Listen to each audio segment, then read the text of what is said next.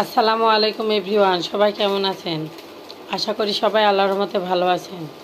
আমিও আল্লাহর রহমতে ভালো আছি। আজকে আমি বানাবো নারকেল পুলি। এই জন্য আমি চুলে একটা প্যান বসিয়ে দিয়েছি। এখন এখানে দিয়ে দিচ্ছি কয়েকটা খেজুরের দানা গুড়। এখন দিয়ে দিচ্ছি সামান্য পরিমাণে পানি, গুড়টা গলিয়ে নেওয়ার জন্য। এখন আমি পানি দিয়ে গুড়টা সুন্দরভাবে নেড়েচেড়ে গলিয়ে নেব।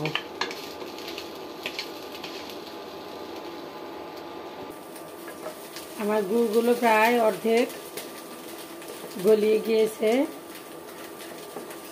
আর সামান্য পরিমাণে আমি একটু নেড়েচেড়ে এগুলোকে গলিয়ে নেব। আপনারা চাইলে গুড়ের বদলে চিনি দিয়েও নারকেল পুলিটা করতে পারেন।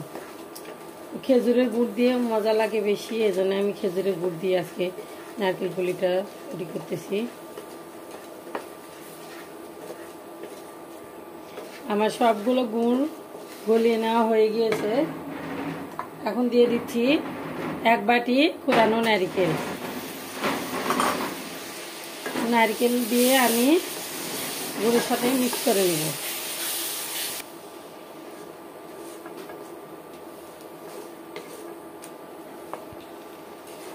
আমার নারকেল গুড়ের সাথে মিক্স করে নেওয়া হয়ে গিয়েছে। নারকেলগুলো ফ্রিজে ছিল, ডিপ ফ্রিজে, এই জন্য নারকেল থেকে অনেক পানি ছেড়েছে। তো এখন আমি নেড়ে চেড়ে পানিগুলো শুকিয়ে নেব। নারকেলের পানিগুলো প্রায় শুকিয়ে এসেছে। নারকেলগুলোকে আরও কিছুক্ষণ ভেজে ঝরঝরে করে নেব।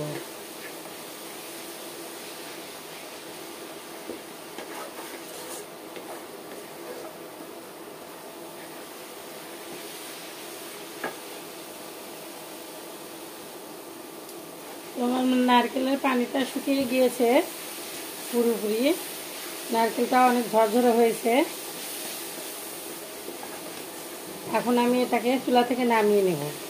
ঠান্ডা হওয়ার পরে এটা কিন্তু আরও শক্ত হয়ে যাবে। তবে এই অবস্থায় আমি চুলা থেকে নামিয়ে নিচ্ছি। আমি চুলে আরও একটা প্যান বসিয়ে দিয়েছি।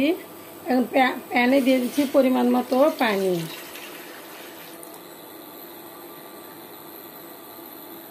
আপনারা যতটুকু পরিমাণে বানাবেন সেই অনুযায়ী আপনারা পানিটা অ্যাড করবেন। এখন দিয়ে দিচ্ছি স্বাদ মতো লবণ। এখন ঢাকনা দিয়ে দিচ্ছি বলক ওঠা পর্যন্ত।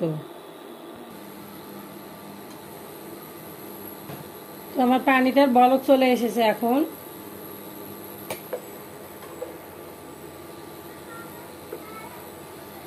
দিয়ে দিচ্ছি আমি অল্প অল্প করে চালের গুঁড়ি। আমি অল্প অল্প করে চালের গুঁড়ি দিয়ে সুন্দরভাবে নেড়ে ছেড়ে নেব।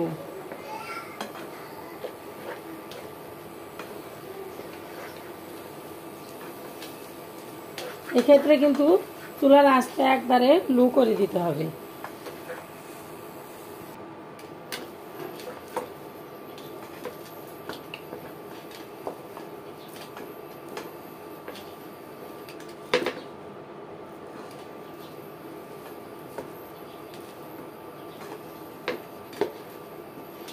তোমার খামিরটা পুরোপুরি মারা হয়ে গিয়েছে, শুকিয়ে গেছে পানিটা। এখন ঢাকনা দিয়ে দিব 2-3 মিনিটের জন্য।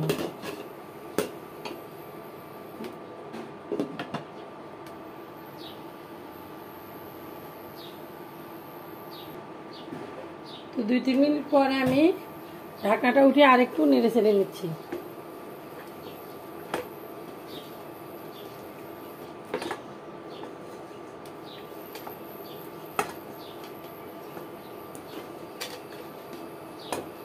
আমার খামিটা পুরোপুরি রেডি হয়ে গিয়েছে।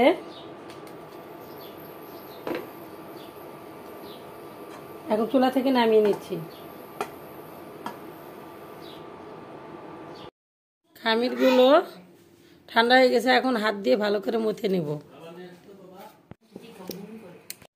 রুটি খামিরগুলো আমার মথে না হয়ে গিয়েছে। এখন একটা রুটি বেলে নিব।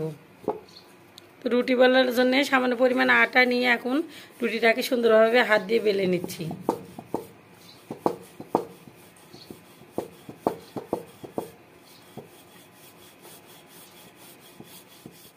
তো রুটিটা আমার বেলে না হয়ে গিয়েছে। এখন এরকম একটা ডিব্বার মুখা দিয়ে আমি কেটে নেব।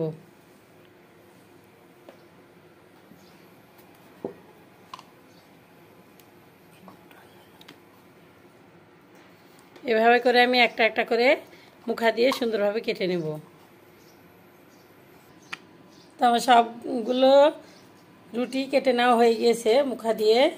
এখন বানিয়ে নেওয়ার জন্য আমি এখানে নিয়ে নিচ্ছি নারকেলের নারকেলটা যেটা আমি ভেজে রেখেছিলাম গুড় দিয়ে, সেটা আমি নিয়ে এখন হাত দিয়ে এভাবে করে মোড়াই নিচ্ছি।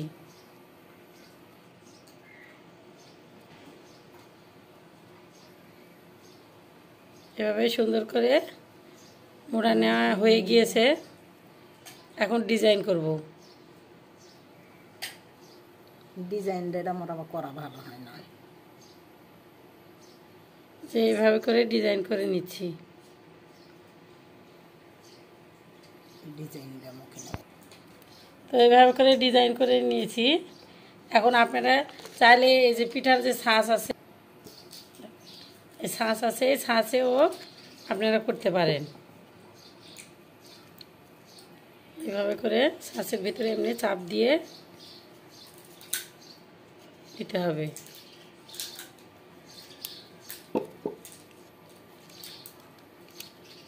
তো মাশাআল্লাহ অনেক সুন্দর একটা পিঠা হয়ে গিয়েছে। এখন রেখে দিচ্ছি।